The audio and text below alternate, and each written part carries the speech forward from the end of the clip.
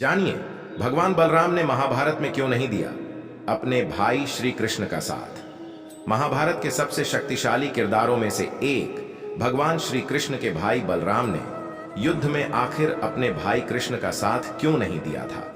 उनके बल और साहस से तो सब परिचित थे, मगर ऐसा क्या हुआ कि उन्होंने श्री कृष्ण को इस युद्ध में अकेला छोड़ दिया। हाइलाइट्स: आखिर क्यों बलदाऊ ने अपने भाई श्री कृष्ण को भी इस युद्ध में अकेला छोड़ दिया। बलदाऊ ने भगवान श्री कृष्ण से चर्चा की थी और कहा था कि वह इस युद्ध को रोकने का प्रयास करें और अगर युद्ध न रुके तो वह किसी का पक्ष न ले। भीम से नाराज हो गए थे बलदाऊ।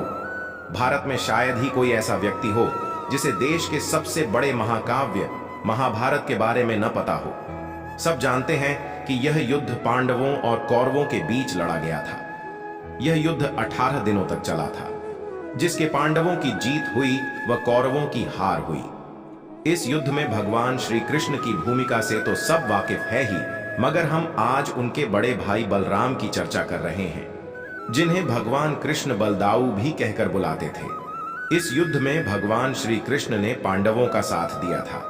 इस वजह से तो बलदाऊ को भी पांडवों के साथ देना चाहिए था और अपने भाई के साथ युद्ध भूमि में उतरना चाहिए था, मगर ऐसा नहीं हुआ। आखिर क्यों बलदाऊ ने अपने भाई को भी इस युद्ध में अकेला छोड़ दिया। श्री कृष्ण को बलदाऊ ने की थी समझाने की कोशिश। जिस समय यह पूरी तरह तय हो गया था कि अब कौरवों और पांडवों के बीच युद्ध होगा, तब उस समय बलदाऊ इस बात से काफी चिंतित हो गए थे कि उनके शिष्यों व भाइयों के बीच युद्ध नहीं होना चाहिए। उन्होंने स्वयं भी दोनों पक्षों को समझाने की कोशिश की थी, क्योंकि पांडवों और कौरवों दोनों से उनका एक समान रिश्ता था, साथ ही दोनों ही उनके शिष्य थे। पांडवों में उन्होंने भीम को तो कौरवों में दुर्योधन को गदा चलाना सिखाया था, इसलिए कभी नहीं चाहते थे कि उनके दोनों शिष्य आपस में लड़ें। जब युद्ध रोकना संभव न हो सका तो बलदाऊ ने भगवान श्री कृष्ण से चर्चा की थी और कहा था कि वह इस युद्ध को रोकने का प्रयास करें और अगर युद्ध न रुके तो वह किसी का पक्ष न ले। लेकिन भगवान श्री कृष्ण ने अपने प्रिय अर्जुन की मदद करने का एक रास्ता पहले ही खोज लिया था। उन्होंने दुर्योधन को अपनी नारायणी सेना और स्वयं में से एक को चुनने का विकल्प दे दिया, जिसमें से उसने नारायणी सेना को चुना था। इस समय श्री कृष्ण ने अपनी शक्तियों को बराबर बांट का न्याय कर दिया, लेकिन बलदाऊ श्री कृष्ण की चाल को समझ गए थे और उन्होंने इसके लिए भगवान श्री कृष्ण पर नाराजगी जताई थी।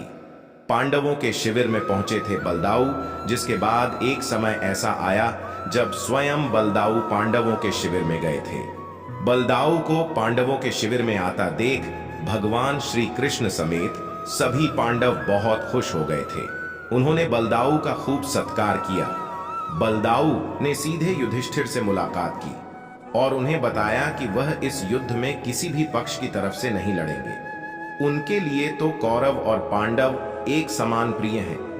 वह कहते हैं कि भाइयों के बीच हो रहे इस युद्ध को वह नहीं देख सकते। उन्होंने युधिष्ठिर से कहा कि मैंने तो कृष्ण को खूब समझाया था कि वह युद्ध न लड़े, मगर अर्जुन प्रेम ने उन्हें पांडवों की तरफ से युद्ध लड़ने को मजबूर कर दिया।